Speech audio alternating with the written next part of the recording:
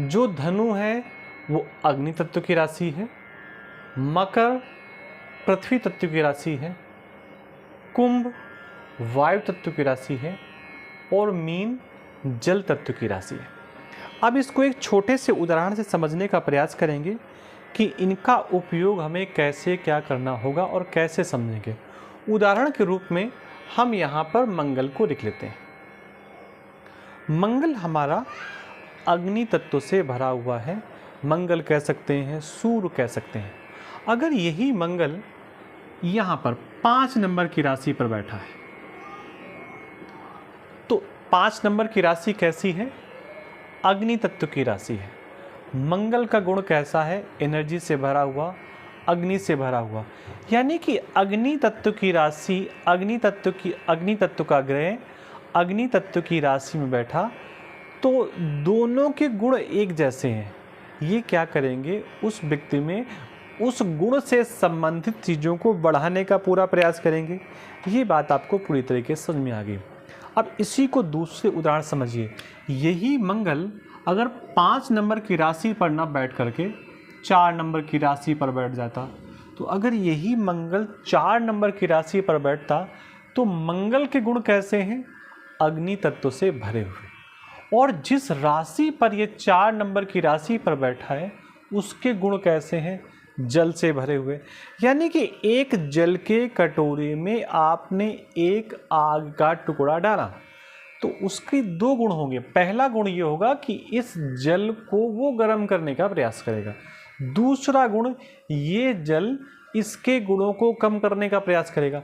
मतलब कहने का है कि मंगल के जो एनर्जी भरे गुण हैं, ये एनर्जी वाले गुण कर्क राशि में जाकर के डाउन हो जाएंगे, कमज़ोर हो जाएंगे। मंगल अपनी पूरी ताकत के साथ अपने गुणों को यहाँ पर प्रकट नहीं कर पाएगा। ये आपने यहाँ पर इसको ऐसे समझा। उदाहरण के रूप में यही मंगल अगर हमने 2 नंबर की राशि पर बैठा दिया, 2 नंबर का मतलब यहाँ पर ये 2 नंबर की राशि कैसी है? ये 2 नंबर की राशि पृथ्वी तत्व की राशि है।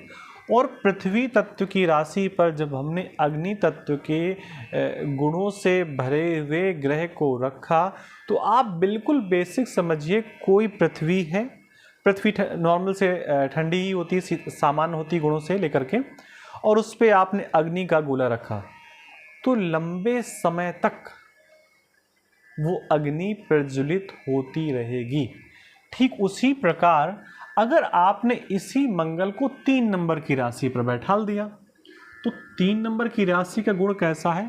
3 नंबर की राशि का गुण वायु के जैसा है।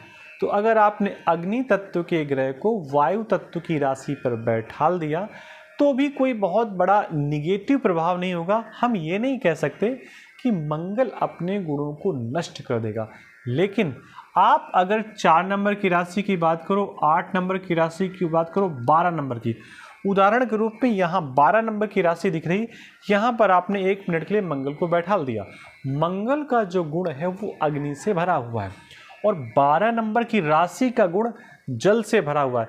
इसका मतलब जब मंगल यहाँ 12 नंबर की राशि पर आएगा तो अपने अग्नि तत्व के गुणों को कमज़ोर कर देगा, कम कर देगा, उनको वो उसके गुण वहाँ पर नष्ट हो जाएंगे।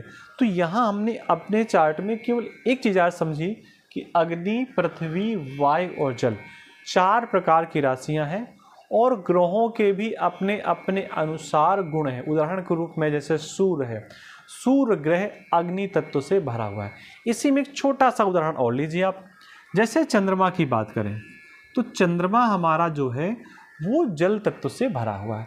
अगर ये चंद्रमा 4 नंबर की राशि पर यहाँ पर बैठ जाए, अब आप समझिए चंद्रमा का गुण भी जल तत्व की राशि से संबंधित है, जल इसमें है और पहले से 4 नंबर की राशि पर भी जल है।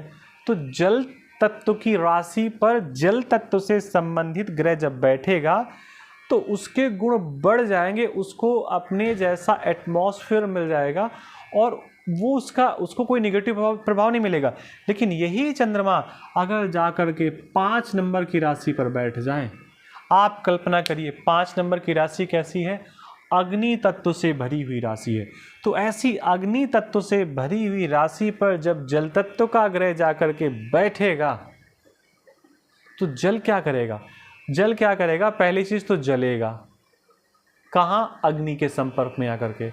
तो इसके जो गुण हैं चंद्रमा के, वो वहाँ अग्नि तत्व की राशि पर जाकर के नष्ट हो सकते हैं, ऐसा आप कह सकते हैं और ऐसा आपको मानना चाहिए।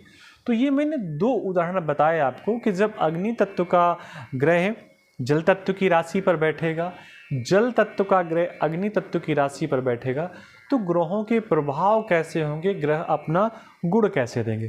तो आज के लेक्चर पे इतना ही, और फिर आगे किसी नए टॉपिक के साथ बात करते हैं आपसे। तब तक के लिए आप सबको राधे कृष्णा, नमस्कार।